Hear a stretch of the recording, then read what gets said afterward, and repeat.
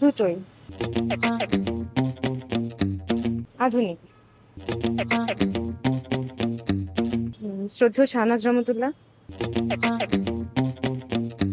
প্রিয় সহশিল্পী, প্রিয় সহশিল্পী অনেকেই আছে, আমি একজনের নাম বলতে চাই না। যারা আমার সাথে যারা গায় তারা সবাই খুব ভালো গায়। দেশের বাইরে প্রিয় শিল্পী গীতশ্রী সন্ধ্যা মুখোপাধ্যায়। ৪৫ বছর ধরে কোটি মানুষের আস্থায় পাইপের বস আরএফএল পাইপ।